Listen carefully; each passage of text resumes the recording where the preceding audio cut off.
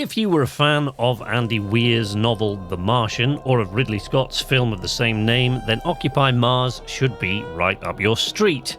This is not another Martian city builder or a race to get off Earth and reach Mars. This is a first/third-person open-world Martian sandbox survival game with some highly technical aspects. Polish developer Pyramid Games certainly show their passion, not just for science and science fiction, but for the kind of games where you need to roll up your sleeves and learn the business of your gaming characters. With games on the horizon like Dinosaur Fossil Hunter, Rover Mechanics Simulator, and Soviet Space Engineers, it's not hard to see how much they love to dive deeply into one or two of the more complicated aspects of discovery and development. Surviving in space, after all, is about more than simply shooting ugly aliens and making out with the really hot ones. Occupy Mars is still in development, but you can play Occupy Mars Prologue for free right now if you want a taste of what the Red Planet has in store for you when the game releases. I'm a sci-fi nerd, and I loved The Martian, so I was excited about a game that would let me play out a similar scenario, all alone on the barren Martian surface.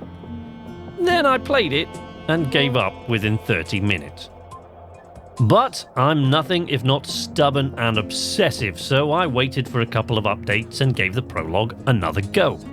This, let's not forget, is a game in early development, so I always try to see where a game is going rather than where it has gotten so far. And having seen how they listened to their community and improved things by the time I returned to play again, I have to say I am encouraged.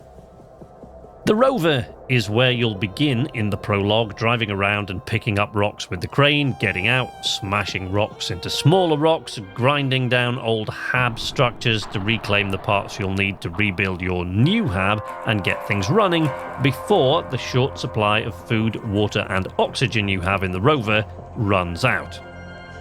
The first thing they improved was the crane system on the rover, which was nothing really much short of an overcomplicated rage quit simulator the first time I tried it, but is now almost as simple as picking something up with your hand and dropping it, at least with a mouse. At least once you've figured out how to get the crane unhooked and working in the first place.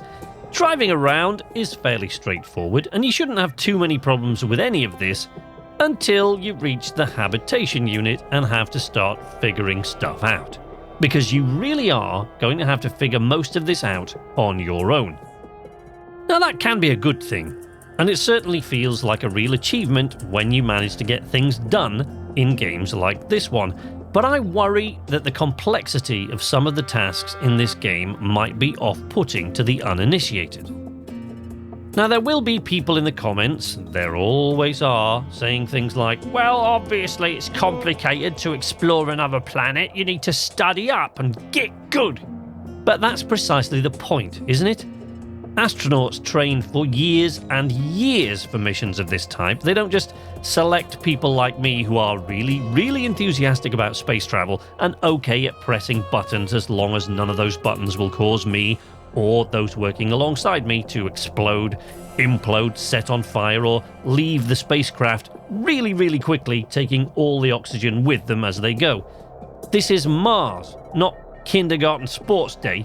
Trying your best doesn't count for shit out here, and you can't just make it up as you go along and hope nobody notices that you've been breathing carbon dioxide and methane. One of the first things you're asked to do is build a battery. I'll skip over the mildly irritating way the 3D printer works in this game and assume that you got as far as actually printing the components.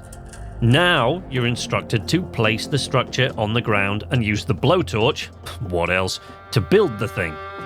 But that's it. Doesn't give you any indication of where to build it or what you're building it for. I mean, there are already other battery packs and solar panels, wires connecting to everything, plus a transformer built around the hab, so what do I need this for? Charge the rover, plant and grow potatoes, and supply electricity to all the buildings. I mean, sure, but how? You're running out of air, food and water. Oh, and there's a storm coming, so fiddle with buttons until you asphyxiate, dehydrate, freeze or starve. I mean, how do I get air? All I can find is that I can use the CO2 scrubber to refill tanks, but how the hell does it work? It needs power, but not too much power, and not too little. And where does the power come from? Everything's already plugged in. Do I just reroute the power from the transformer? How do I do that? And how much power? And what do all the other levers and switches in the CO2 scrubber do? The tutorials in this game are woefully inadequate. Most of them are equivalent to telling someone who's just asked you how to defuse a bomb that they will first need a screwdriver, and then saying nothing more than, "There you go, good luck," and leaving them to it. Now, yes, most people, assuming they don't decide life's too short and go play Among Us with their buddies, will eventually be able to work these things out on their own. Some of them might even manage it before they die of one of the many deaths Mars has in store for them, but we're talking about gamers, most of whom are not engineers or astronauts. The first priority for a game developer must surely be to get people playing their game. Unfortunately, most people aren't going to do that when there are hundreds of other survival games out there all baying for their attention, which won't ask them to take a week off to learn how to grow a f***ing potato. For a game to sell, it has to strike a balance between difficulty and accessibility, and Occupy Mars is not doing that so far. They have added a new interactive tutorial since I first played it, but I can't tell you how much you learn from it because I tried it 3 times and it simply stopped working after the second task. I like pyramid games. I don't know very much about them, but they seem like my kind of game developer from what I've read. Their games strike a chord with me, even from the bare-bones descriptions they give, and I'm looking forward to playing more of them. Their motto is, "Work so hard people think the aliens did it," and I love that idea. But I worry for Pyramid that they're working way too hard trying to build a dozen pyramids out of paper instead of just 1 or 2 out of stone.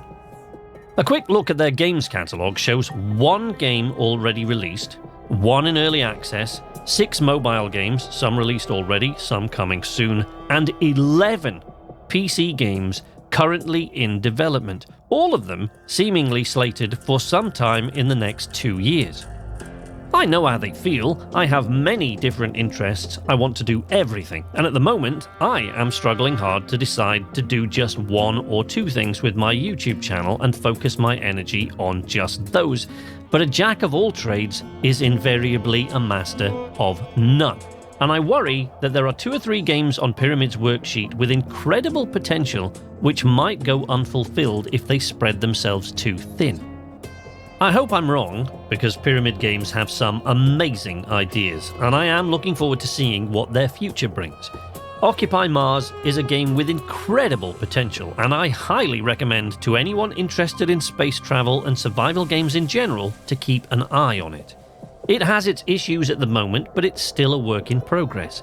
I did wonder what they were smoking when they came up with a control system for the game, but even some of that has changed a bit. They are in the process of adding controller support, and it does work already, but you can't do a great deal with it at the moment, so there too is room for improvement.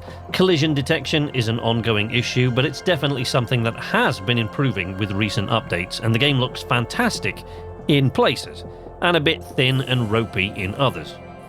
A couple of updates ago, I was ready to walk away from this game and never return, but perseverance and sheer bloody-mindedness has helped me see the addictive nature of a great game that this can be, with a bit more polish and a lot more meat on its bones. Check it out for yourself if you like. The Prologue is free to download and play on Steam, so you aren't losing anything but a little bit of time if you decide it's not for you. I will be keeping a close eye on the game's development from here, but in the meantime, you can catch up with other things I'm doing over on Twitter or in the Knights Arcade Discord, both of which are linked in the video description, along with the Narc Facebook and Patreon accounts, or you can check me out live right here on YouTube every Monday, Wednesday, and Saturday. If that doesn't interest you but you liked this video, leave a like, subscribe if you want to see more from me in the future, and ring the bell to be notified every time I post new content. But until next time, from Knights Arcade, this is Sleepless Night saying nighty-night.